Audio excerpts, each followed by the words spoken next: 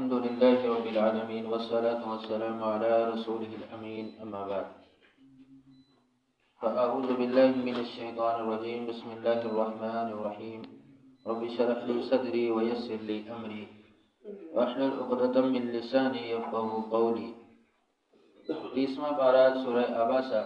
آج کا سبق قیامت کا ذکر اور قیامت کی سختیاں، اس کا ذکر۔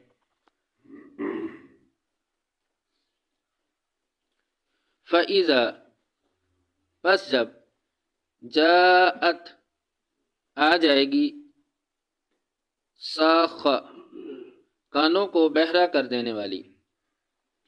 فَإِذَا جاءت الصَّاخ پس جب کان کو بہرا کر دینے والی آ جائے گی یعنی قیامت۔ وَنُفِخَ فِي الصُّورِ جب سور پھونکا جائے گا تو اس کی ہولناک آواز کانوں کو بہرا کر دے گی۔ یہ قیامت کی سختی ہے کہ قیامت جب قائم ہوگی۔ یوم اس دن یفر بھاگے گا یا دوڑے گا المرء آدمی من اخی اپنے بھائی سے۔ یوم یفر المرء من اخی اس دن آدمی اپنے ہی بھائی سے فرار ہوگا، بھاگے گا۔ وَأُمِّهِ اور اپنی ماں سے، وَأَبِي اور اپنے باپ سے، وَصَاحِبَتِهِ اور اپنی بیوی سے، وَبَنِي اور اپنے بیٹوں سے۔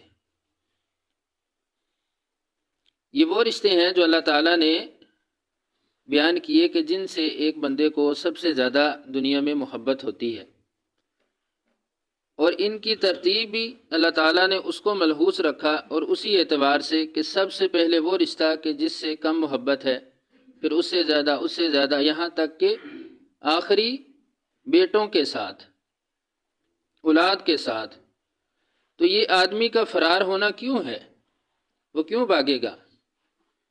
وہ اس لیے، ایک تو قیامت کی سختی، اس کی ہولناکی، اس کا وہ بھیانک منظر جو بندہ دیکھے گا، اس وجہ سے وہ بھاگے گا، ادھر ادھر چھپنے کی کوشش کرے گا۔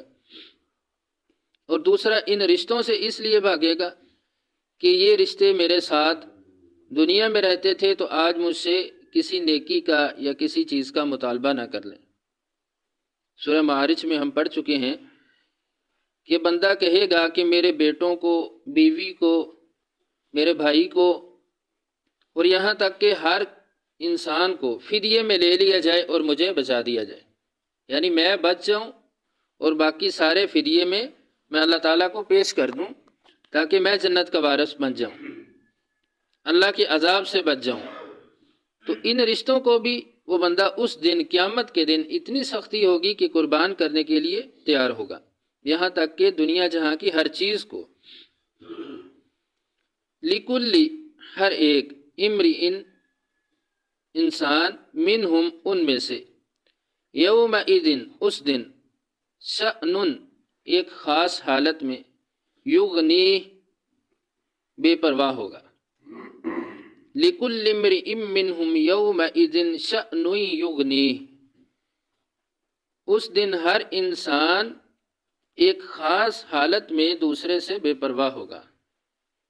سید عائشہ رضی اللہ تعالی عنہ بیان کرتی ہیں، رسول اللہ صلی اللہ علیہ وسلم نے فرمایا کہ یحشرون عفاتا عراتا، کہ قیامت کے دن تم کو اکٹھا کیا جائے گا اس حالت میں کہ تم ننگے پاؤں، ننگے جسم، بغیر ختنوں کے۔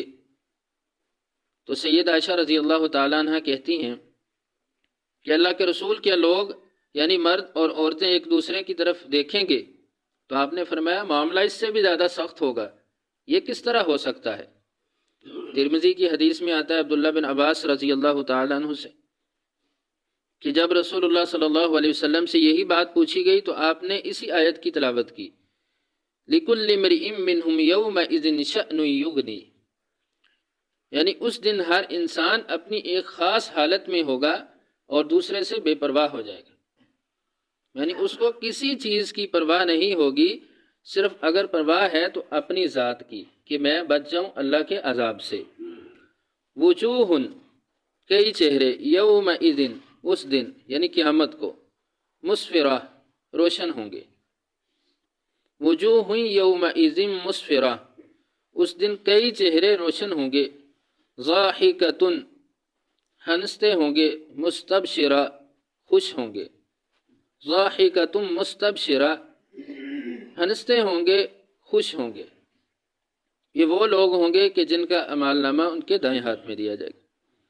ووجوہ، اور کئی چہرے، یومئذ، اس دن، علیہا، اس پر، غبرہ، غبار ہوگی۔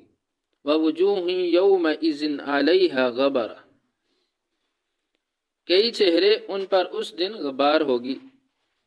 ترہقھا، ڈانپتی ہوگی، قطرہ، سیاہی، ترہقھا قطرہ، ان کو سیاہی ڈانپتی ہوگی۔ یہ وہ لوگ ہوں گے جو نافرمان ہوں گے۔ دو طرح کے لوگوں کا اللہ نے ذکر کر دیا، ایک تو وہ جو قیامت کے دن خوش ہوں گے، حشاش بشاش ہوں گے، ہر طرح کی خوشی ہوگی، ان کو چہرے ان کے تر و تازہ روشن ہو جائیں گے۔ اور کچھ لوگ ایسے ہوں گے کہ جن کی چہروں کے تاثرات ہوائیاں اڑ جائیں گی، پریشان، غم زدہ، خوف، سیاہی چہروں پر، اس قدر ڈر اور خوف کی وجہ سے کہ کہیں آج ہم اللہ کے عذاب کا نشانہ نہ بن جائیں۔ اولئک، یہی لوگ، ہم وہ، الکفرۃ الفجرہ، کافر ہیں، والفجر، اور نافرمان۔ اولئک ہم الکفرۃ الفجرہ، یہی وہ لوگ ہیں جو کافر ہیں اور نافرمان ہیں، یعنی جن کے چہرے سیاہ ہوں گے، پریشانی ہوگی، یہ وہ لوگ ہوں گے جو انکار کرنے والے تھے اور اللہ تعالیٰ کی نافرمانی کرنے والے تھے۔